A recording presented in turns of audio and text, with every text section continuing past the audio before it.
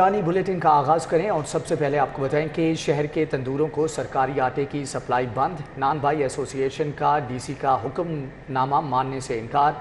DC के rate पर रोटी 13 रुपए की नहीं बेच सकते। सदर नान भाई एसोसिएशन का कहना था कि डीसी के रेट पर नान 20 रुपए का भी नहीं बेचा जा सकता।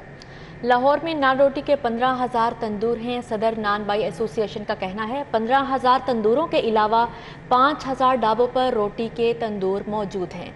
सरकारी सस्ता आटा नहीं तो सस्ती रोटी और नान कैसे दें? महंगा फाइन आटा खरीदकर सस्ती रोटी और नान बेचना मुमकिन नहीं है।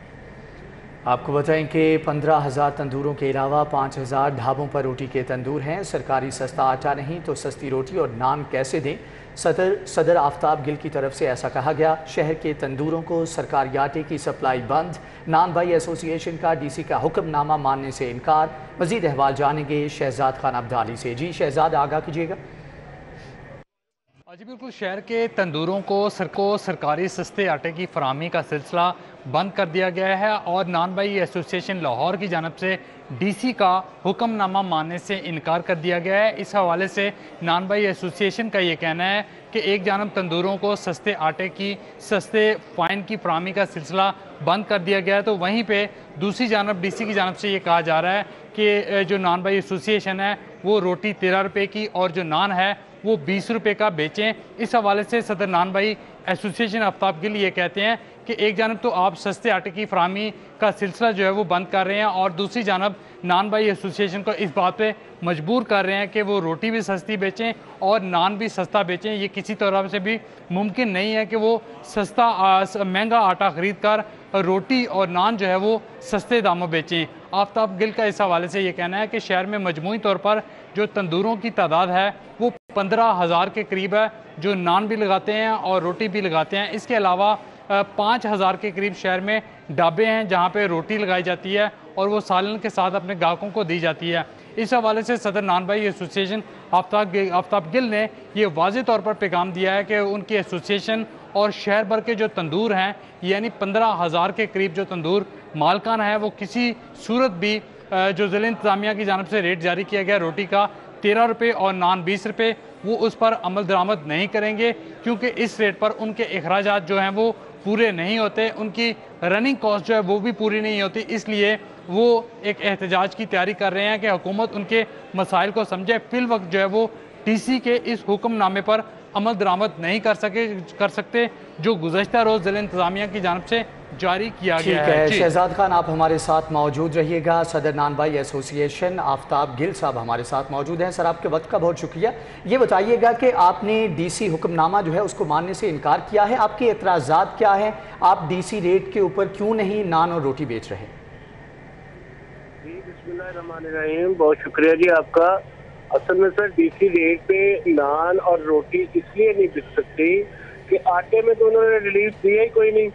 आटा जो है सब्सिडाइज आटा था जो 1300 रुपये 1295 रुपये जिसकी कीमत की गई और उस आटे को तंदूर वाले के लिए बंद कर दिया गया और साथ ये कहा गया कि आटा जो है वो तंदूरों पे सप्लाई बंद कर दी जाए। जहाँ पे आपको आटा मिले सरकारी उस दुकान को सील कर दें या उस पर आप जुर्माना करें। अब मुझे ये बताएं कि अगर आप सब्सिडी वाला आटा हमें नहीं देंगे तो रोटी सस्ती आप कैसे बिकवा सकते हैं? दूसरी बात ये है कि जो प्राइवेट आटा है वो 15 केजी का थैला 1550 रुपये में मिल रहा है। अब 1550 रुपये का ये 15 केजी का और 20 केजी की अगर मैं बात करूं तो वो अपना आटा जो है वो 2100-2200 रुपये में 20 केजी का मिल रहा है। अगर 4 दिनों मैं पीछे आपको लेके जाऊं तो 980 रुपये का थैला था और 10 रुपये की रोटी थी और 10 रुपये की रोटी थी और 980 का थैला था। अगर इसी 980 को मैं डबल कर दूं 2100-2200 का अगर आटा हो जाए तो रोटी तो 20 रुपये की हो जाएगी। उस हिसाब से ये ना हमें आटा दे रहे हैं ना हमें कुछ सब्सिडी दे रहे हैं और जबरन एक नोटिफिकेशन कर दिया। तीसरी बात जो नान की है, नान को अगर आपने नोटिफाई करना है तो सबसे पहले आप फाइन को नोटिफाई करें जिससे नान बनता है। वो जब हम बात करते हैं जी कि आप फाइन और मैदे का रेट फिक्स करें तो जिला इंतजामिया कहती है कि वो हम नहीं कर सकते, वो दायरा इख्तियार से बाहर है। अगर फाइन और मैदा दायरा इख्तियार से बाहर है तो नान फिर दायरा इख्तियार में कैसे आता है? जब 20 जुलाई को हमने हड़ताल की थी, उमर शेर चट्टा साहब डीसी लाहौर से, उस वक्त उन्होंने 20 रुपए का नान दिया था 20 जुलाई को, और फाइन की कीमत थी 7,200 7,300 रुपए तक। अब मौजूदा हालात ये हैं कि 8,800 और 9,000 तक फाइन की कीमत जा चुकी है।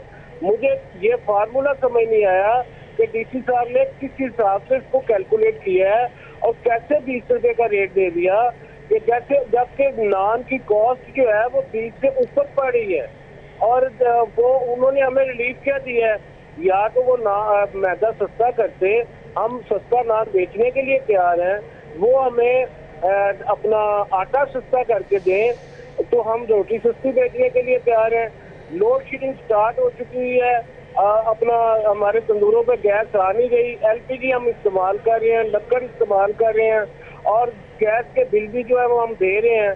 तो उसके बावजूद ये एक जबरन नोटिफिकेशन जो है हमारे ऊपर किया गया कि ये एक मुआशी कत्ल है तंदूर वाला क्योंकि गरीब आदमी है और उसकी सुनवाई नहीं है।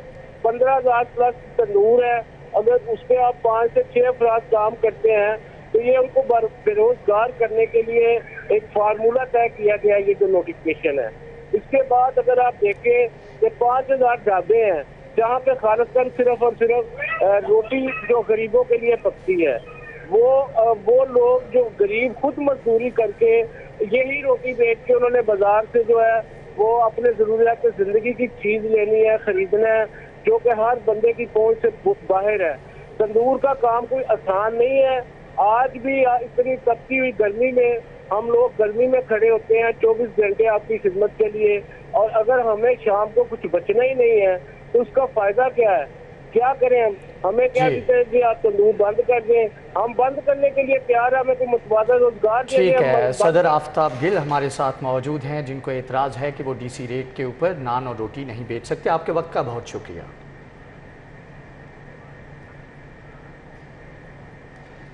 नेशनल ग्रिड में खराबी, मुल्क के बड़े हिस्से में ब्रेकडाउन, लाहौर में भी बदतरीन लोड शेडिंग शुरू, शहर का तीसरा हिस्सा अंधेरे में डूब गया।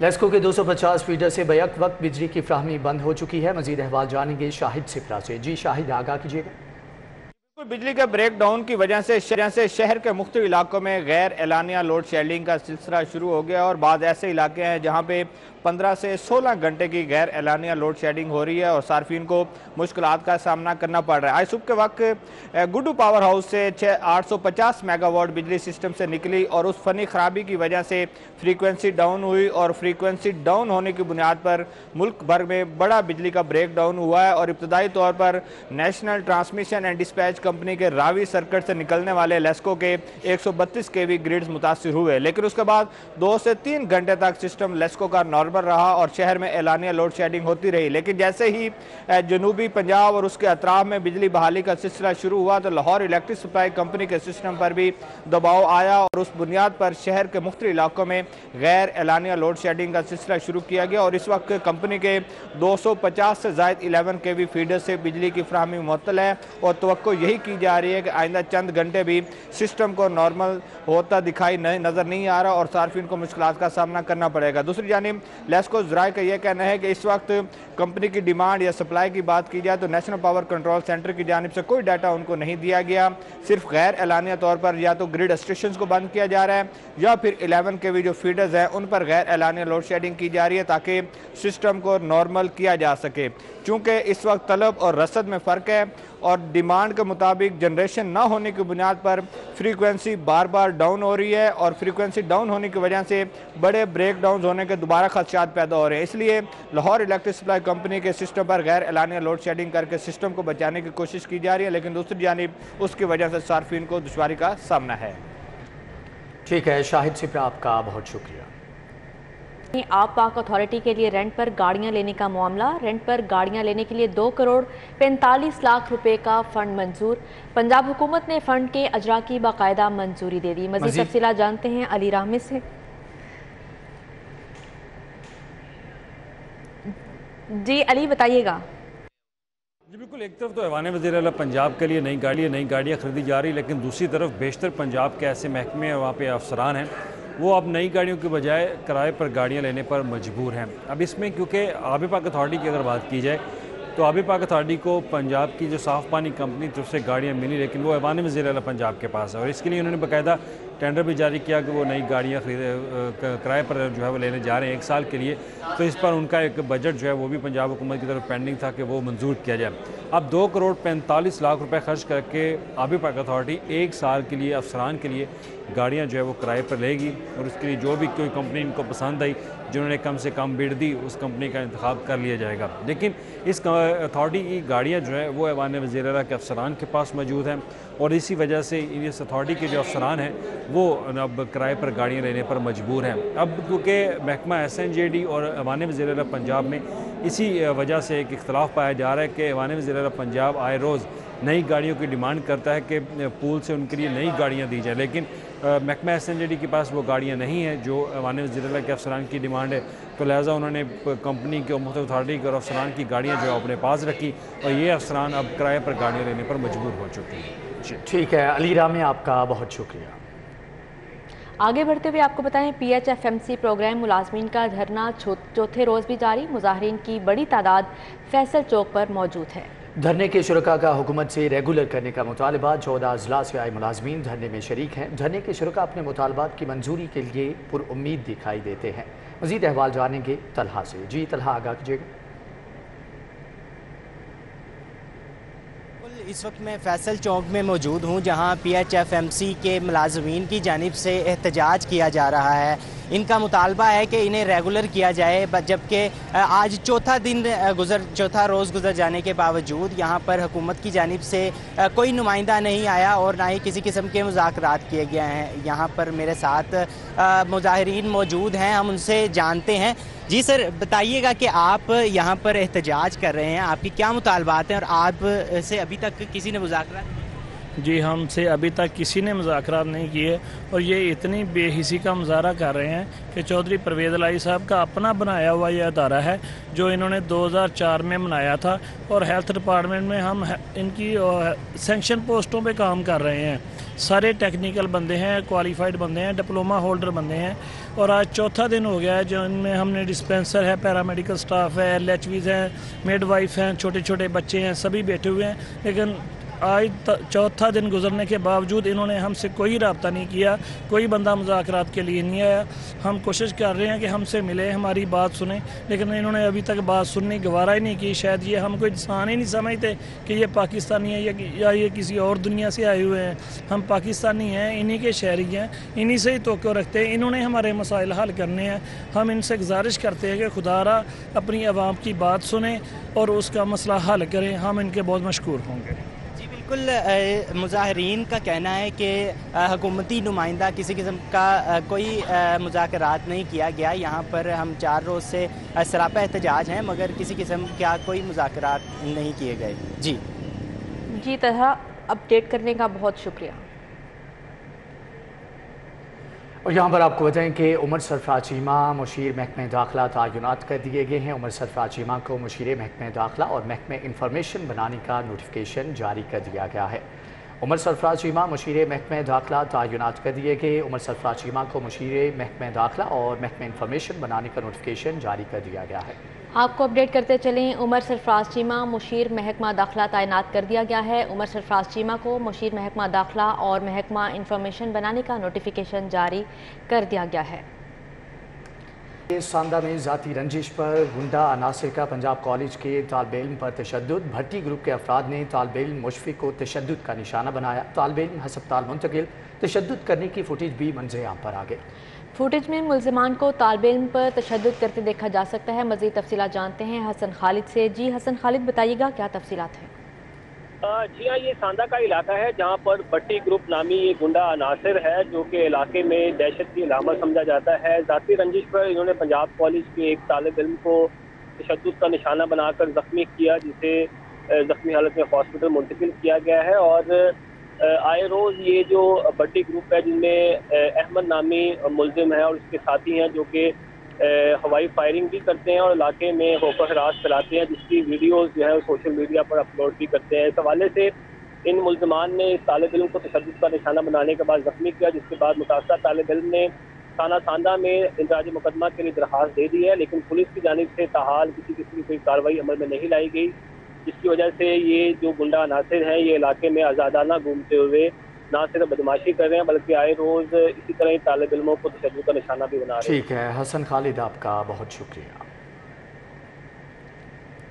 दूसरी जानिब शहबाज शरीफ हमजा शहबाज की बरियत पर जश्न मिठाई तकसीम लीगी रहनुमा राव शहाबुद्दीन की जानिब से डेरा चाचूवाली में तकरीब मुनक्किद हुई। तकरीब का अहवाल जानेंगे फसीउल्लाह से। जी फसी, बताइएगा। वज़ीर-ए-आज़म शहबाज शरीफ और साबिक वज़ीर-ए-आला हमजा शहबाज की अदालत से बरियत के मामले पर लीगी हलकों में जश्न मनाया जा रहा है। इस हवाले से मैं इस वक्त डेरा चाचूवाली में मौजूद हूँ, जहाँ पर लीगी रहनुमा राव शहाबुद्दीन की जानिब से मिठाइयाँ तकसीम की गई हैं। इस हवाले से मेरे साथ मौजूद है राव साहब, उनसे बात करेंगे। राव साहब, क्या इस जश्न के मौका पर कहना चाहेंगे?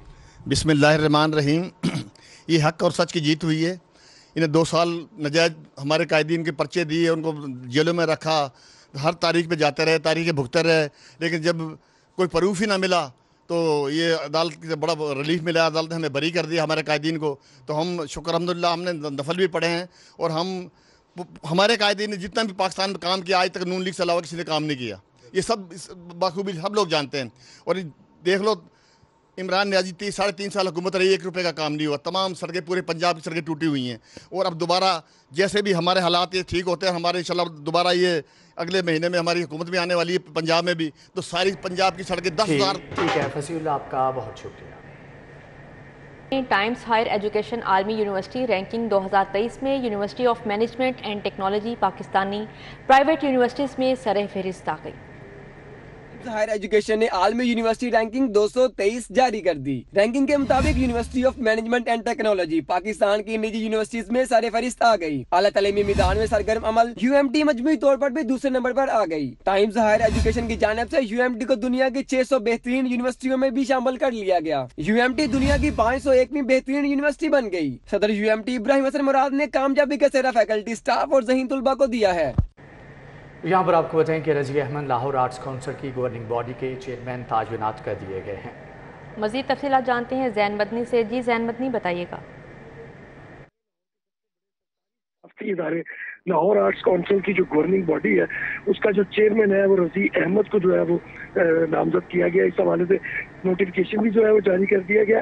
रज़ी अहमद जो है वो लाहौर लिटरेरी फेस्टिवल के जो है चेयरमैन है, जबकि इसके अलावा उनके साथ मेंबरान में डॉक्टर नाइला आमिर, सलीमा हाशमी, कुदसिया रहीम, इमरान कुरैशी, समरा अब्बास, नाज़ी शताउल्लाह, आयशा जतोई और साबका executive director Lahore arts council Mohammad Ali Baloch भी जो है वो गवर्निंग बॉडी में शामिल है। इससे कबल जो है गवर्निंग बॉडी की चेयरपर्सन गुरीजा हाशमी थी, जो कि अपनी 3 साल मुद्दत पूरी होने के बाद। ठीक है जैन मदनी, आपका बहुत शुक्रिया। सीनियर ताजा रहनुमा मऊ मोहम्मद बशीर की जानिब से समिट बैंक वफ्द के एजाज़ में इस्तकबालिया। Deputy CEO Summit bank Farhan Baig, regional general manager Saeeda Tania Ali, vice chairman APMA Shabbir भट्टी, सदर एपमा हसन रजा शेख समेत उर्दू बाज़ार की ताजर बरादरी ने शिरकत की। उर्दू बाज़ार के सीनियर ताजी रहनुमा मऊ मोहम्मद बशीर ने समिट बैंक वफ्द के एजाज़ में इस्तकबालिया दिया। वफ्द में deputy CEO Summit bank Farhan Baig, regional general manager Syeda Tania Ali, Kashif Iqbal, Majid Nazir और कासिम नकवी शामिल थे, जबकि उर्दू बाज़ार से वाइस चेयरमैन एपमा शबीर भट्टी, सदर एपमा हसन रजा शेख, सीनियर नायब सदर शराफत हुसैन, जॉइंट सेक्रेटरी सफ़ीर बशीर और दीगर भी मौजूद थे। न्यूज़ स्टूडियो से फिलवक्त इतना ही।